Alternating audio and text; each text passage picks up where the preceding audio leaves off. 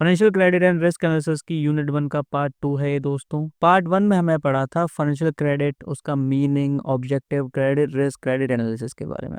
आज के इस वीडियो लेक्चर में हम पढ़ने वाले हैं regulations, type of credit facilities, various type of credit facilities, cash credit, overdraft. तो चलिए शुरू करते हैं बिना कोई टाइम वेस्ट किए। तो दोस्तों रेगुलेशंस का क्या मतलब होता है? रेगुलेशंस का मतलब होता है वो रूल्स और लॉ जो गवर्नमेंट और फाइनेंशियल अथॉरिटीज बनाती हैं ताकि लैंडिंग, बोरोइंग और क्रेडिट एक्टिविटी सेफ रहे, फेयर रहे और ट्रांसपेरेंट रहे।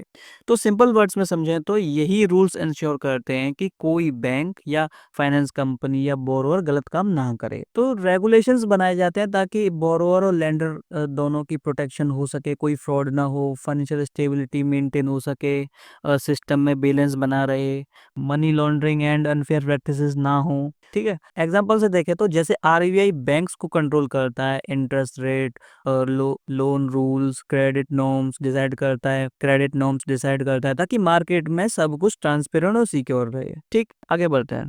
अब देखते हैं main objective of credit regulations. Credit system सबके काम का है, लेकिन अगर रूल्स ना हो तो सिस्टम टूट भी सकता है। ठीक है, तो इसीलिए आता है क्रेडिट रेगुलेशंस। तो क्रेडिट रेगुलेशन का मेन पर्पस होता है कि पब्लिक को प्रोटेक्ट करना और फाइनेंशियल सिस्टम को स्टेबल रखना। तो इसका मेन ऑब्जेक्टिव है प्रोटेक्ट द पब्लिक इंटरेस्ट। ये इंश्योर करता है कि बोरोअर से कोई फ्रॉड ना हो, जैसे एक्स्ट्रा है इंटरेस्ट या हिडन चार्जेस से बचाया जा सके। दूसरा है इंश्योर फेयर प्रैक्टिसेस। बैंक्स और फाइनेंशियल इंस्टीट्यूशंस को एथिकल और फेयर तरीके से लोन देना पड़ता है, कोई बायस्ड या अनफेयर डिसीजन ना हो। तीसरा है maintain financial stability. Rules help करते हैं रिस्की लेंडिंग को कंट्रोल करने में ताकि लोन डिफॉल्ट्स और बैंकिंग क्राइसिस ना आए। चौथा है इंश्योर ट्रांसपेरेंसी। लोन के टर्म्स, कंडीशन और चार्जेस सब क्लियर बताना जरूरी होता है, क्योंकि कस्टमर को पूरा पता हो कि वो किस चीज के लिए साइन कर रहा है। ठीक है, पांचवा है प्रमोट क्रेडिट डिसिप्लिन। लोगों में रिस्पॉन्सिबल बोरोइंग और टाइमली रिपेमेंट की हैबिट डेवलप करनी है। ये भी रेगुलेशंस का एक बहुत बड़ा इंपॉर्टेंट गोल है। ठीक है, तो क्रेडिट रेगुलेशन सिर्फ रूल्स ही नहीं, ये सिस्टम के सेफ्टी टूल्स हैं जो इकोनॉमी को स्टेबल और फेयर बना के रखता है। ठीक, आगे बढ़ते हैं। अच्छा, एक जरूरी बात और, अगर आपको मेरी वीडियोस पसंद आई हो तो वीडियो को लाइक जरूर करना, शेयर जरूर करना, और चैनल पर नए हो तो चैनल को जरूर सब्सक्राइब करना। आपका एक लाइक, कमेंट, शेयर मेरे लिए बहुत बड़ा मोटिवेशन है। इसी तरह इस चैनल को सपोर्ट देना, प्यार देना, ताकि ऐसे ही नई नई वीडियोस मैं आपके लिए डालता रहूं। ठीक है, तो आगे बढ़ते हैं। दोस्तों, बैंक से लोन लेना या क्रेडिट कार्ड यूज करना बहुत इजी है और बहुत इजी लगता है, पर कभी सोचा है कि इसके पीछे कौन कंट्रोल करता है पूरे सिस्टम को? ठीक है, तो इंडिया में क्रेडिट सिस्टम को सेफ और फेयर बनाने के लिए कुछ इंपॉर्टेंट और मेजर रेगुलेटर बॉडीज काम करती हैं। पहला है आरबीआई, यानी कि रिजर्व बैंक ऑफ इंडिया। ये सबसे मेन रेगुलेटर है क्रेडिट और बैंकिंग सिस्टम का। आरबीआई डिसाइड करता है लैंडिंग रेट्स क्या होंगे, लोन कैसे क्लासीफाई होंगे और रिस्क मैनेजमेंट कैसे होंगे। आरबीआई जो है एनबीएफसी यानी कि नॉन बैंकिंग फाइनेंशियल कंपनीज को भी रेगुलेट करता है। दूसरा रेगुलेटर है सेबी, यानी कि securities and exchange board of India. SEBI capital market में क्रेडिट इंस्ट्रूमेंट्स को कंट्रोल करता है, जैसे बॉन्ड्स, डिबेंचर या अदर सिक्योरिटीज। सिंपली वर्ड्स में सेबी इंश्योर करता है कि मार्केट फेयर और ट्रांसपेरेंट चलती रहे। तीसरा है मिनिस्ट्री ऑफ फाइनेंस, यानी गवर्नमेंट ऑफ इंडिया। ये ओवरऑल फाइनेंस और इकोनॉमिक पॉलिसी बनाता है जो इनडायरेक्टली पूरे क्रेडिट मार्केट को इम्पैक्ट करती है। चौथा है क्रेडिट इंफॉर्मेशन कंपनीज, जैसे CIBIL, Experian, Equifax, CRIF, High Marks. तो ये कंपनीज बोरोर का क्रेडिट हिस्ट्री मेंटेन करती हैं ताकि बैंक्स रिस्पॉन्सिबली लैंडिंग कर सके। और हाँ, ये सब आरबीआई के अंडर ही रेगुलेट होता है। ठीक है, तो जब भी आप लोन अप्लाई करें तो क्रेडिट स्कोर जरूर चेक करें। याद रखो, पीछे काम कर रहा है रेगुलेटरी सुपर हीरोज हैं जो सिस्टम को सेफ, फेयर और बैलेंस बनाए रखता है। ठीक है, आगे बढ़ते हैं। अब है की regulatory guidelines by RBI. RBI सिर्फ नोट प्रिंट नहीं करता, वो डिसाइड करता है कि बैंक का लोन देने का तरीका भी। ठीक है, तो अब समझते हैं कि आरबीआई के मेजर क्रेडिट रूल्स के बारे में। तो आरबीआई यानी रिजर्व बैंक ऑफ इंडिया हमारे पूरे बैंकिंग और क्रेडिट सिस्टम को रेगुलेट करता है ताकि सेफ, फेयर और ट्रांसपेरेंट रहे चीजें। तो पहली की गाइडलाइन है केवाईसी नॉर्म्स। ठीक है, केवाईसी की फॉर्म होती है नो योर कस्टमर। आरबीआई के रूल्स के हिसाब से हर बैंक को कस्टमर की आइडेंटिटी वेरीफाई करनी होती है। ये मनी लॉन्ड्रिंग और फ्रॉड रोकने में मदद करता है। दूसरा है फेयर प्रैक्टिसेस कोड। हर बैंक को ये फॉलो करना पड़ता है। लोन देने के टाइम सब कुछ क्लियर और फेयर होना चाहिए, कोई हिडन चार्ज नहीं होने चाहिए। ठीक है। तीसरा है प्रूडेंशियल नॉर्म्स। बैंक्स को अपने लोन्स को क्लासिफाई करना होता है, स्टैंडर्ड, सब स्टैंडर्ड, डाउटफुल या लॉस एसेट, और पॉसिबल लॉसेस के लिए भी रिजर्व रखना भी बहुत जरूरी होता है। चौथा है interest rate regulations. RBI ensure करता है कि इंटरेस्ट रेट फेयर और फ्लेक्सिबल हों, जैसे रेपो रेट, एमसीएलआर या एक्सटर्नल बेंचमार्क के बेसिस पे। पांचवा है प्रायोरिटी सेक्टर लेंडिंग यानी पीएसएल। बैंक्स को अपने कुछ लोन प्रायोरिटी सेक्टर में देने पड़ते हैं, जैसे कि एग्रीकल्चर में, एमएसएमई में, एजुकेशन में, ताकि इस सबको ग्रोथ का मौका मिल सके। छठवा है लोन रिकवरी यानी कि एनपीए मैनेजमेंट। अगर कोई लोन डिफॉल्ट होता है तो लॉज जैसे SARFESI एक्ट और IBC 2016 ये हेल्प करते हैं लोन रिकवर करने में इफिशिएंटली और लीगली। ठीक है, अगला देखते हैं। तो वाई रेगुलेशंस आर इम्पोर्टेंट, क्यों जरूरी है रेगुलेशंस। ठीक है, बैंक और क्रेडिट सिस्टम बिना रूल्स के सोचो कोई लिमिट ही ना हो तो सिस्टम का क्या होगा। तो रेगुलेशन क्यों इंपॉर्टेंट है, इसीलिए कि रेगुलेशंस एक स्ट्रॉन्ग सेफ्टी वॉल होती है जो फाइनेंशियल सिस्टम को प्रोटेक्ट करती है। अगर ये ना हो तो सिस्टम कोलैप्स भी हो सकता है। तो चलो पहली इंपॉर्टेंस देखते हैं। पहली है borrower protections. Without rule bank unfair interest charge कर सकता है, फ्रॉड हो सकता है, बट विद रेगुलेशन सब कुछ ट्रांसपेरेंट और फेयर होता है। ठीक है।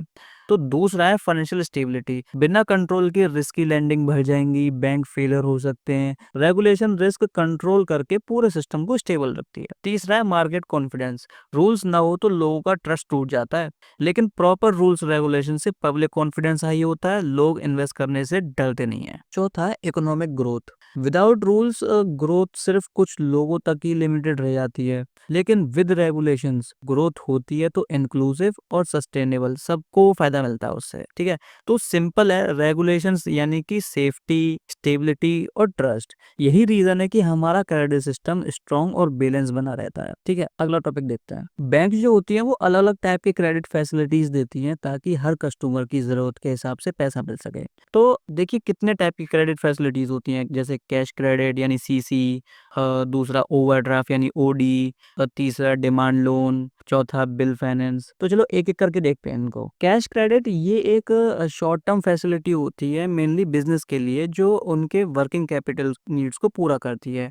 बोरोवर को एक लिमिट दी जाती है जहां से वो जब चाहे जितना चाहे पैसा विड्रॉ कर सकता है। ठीक है, एग्जाम्पल से इसको समझे तो अगर किसी फर्म के पास में 10 लाख की सीसी की लिमिट है तो वो अपनी जरूरत के हिसाब से पैसा यूज कर सकती है, और इंटरेस्ट सिर्फ उसी अमाउंट पे लगेगा जिसने वो एक्चुअली यूज की है। ठीक, दूसरा है ओवरड्राफ्ट। ये फैसिलिटी इंडिविजुअल्स या फर्म दोनों ले सकते हैं। इसमें आप अपने अकाउंट में जितना बैलेंस है उससे ज्यादा पैसा विड्रॉ कर सकते हो। ये एक फिक्स्ड लिमिट तक होता है। एग्जाम्पल से देखें तो आपके अकाउंट में 20,000 है, लेकिन आप 50,000 तक विड्रॉ कर सकते हो, तो 30,000 आपका ओवरड्राफ्ट अमाउंट होता है, जिसमें इंटरेस्ट सिर्फ उसी पे लगेगा। ठीक है, अब है डिमांड लोन। डिमांड लोन एक ऐसा लोन होता है जो कभी भी रीपे किया जा सकता है, और बैंक कभी भी इसे शॉर्ट नोटिस पर भी वापस मांग सकती है। ये mostly short term business needs के लिए होता है, जैसे अर्जेंट वर्किंग कैपिटल या क्विक फंड रिक्वायरमेंट के लिए। ये फ्लेक्सिबल होता है, लेकिन शॉर्ट टर्म के लिए यूज होता है। ठीक है, लास्ट है बिल फाइनेंस। ये फैसिलिटी ट्रेड फाइनेंस में यूज होती है जब सेलर और बायर के बीच में क्रेडिट ट्रांजैक्शन होता है। तो इसके दो मेन टाइप्स होते हैं, पहला है ड्रॉई बिल स्कीम और दूसरा है बिल डिस्काउंटिंग।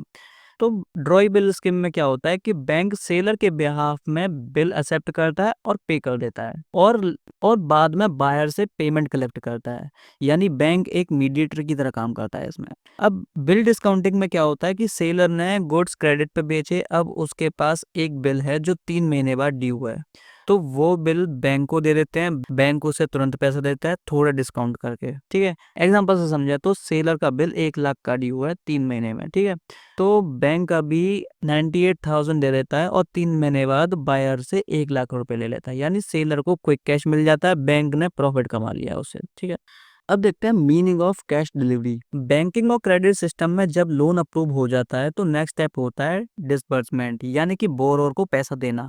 इसी प्रोसेस को कहते हैं कैश डिलीवरी।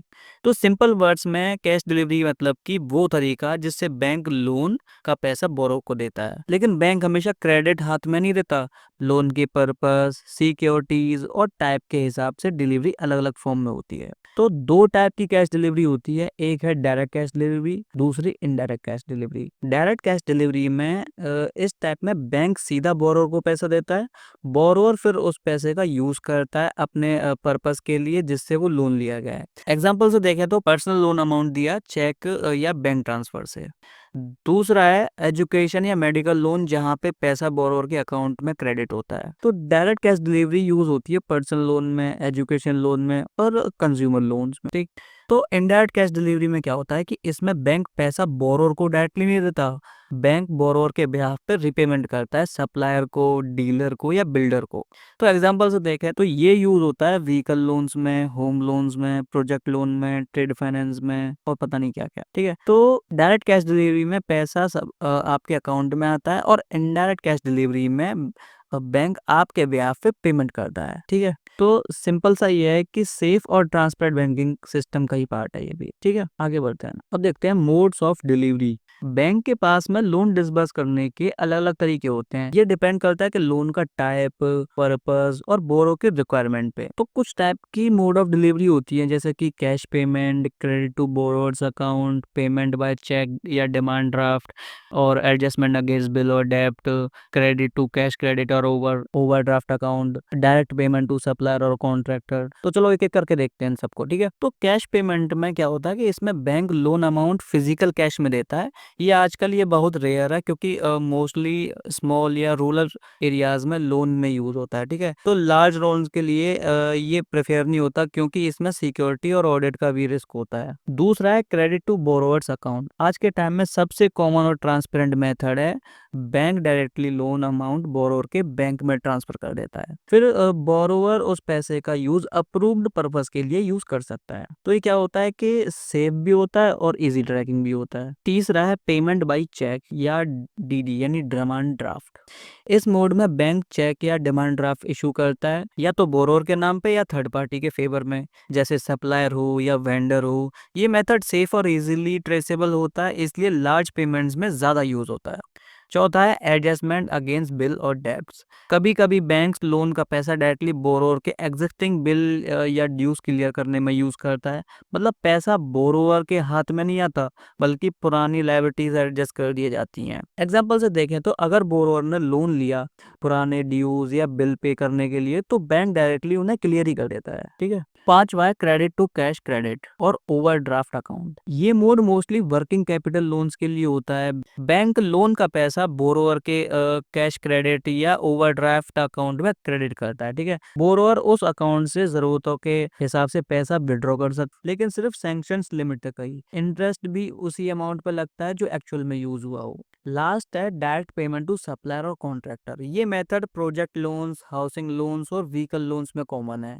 बैंक पैसा डायरेक्टली सप्लायर या बिल्डर या कॉन्ट्रैक्ट को पे कर देता है, बोरोवर के अकाउंट में नहीं जाता इससे पैसा। ठीक है, तो ये इंश्योर होता है कि फंड सही पर्पस के लिए यूज हो और मिसयूज ना हो किसी फंड्स का। ठीक, फाइनेंशियल क्रेडिट और रिस्क एनालिसिस की हमने पूरी यूनिट 1 को कंप्लीट कर लिया है। ठीक, वीडियो पसंद आई हो तो वीडियो को लाइक कर देना, शेयर कर देना। चैनल पर नए हो तो चैनल को जरूर सब्सक्राइब करना, अपने दोस्तों को भी शेयर करना ताकि वो भी फायदा उठा सके इन वीडियो लेक्चर्स का।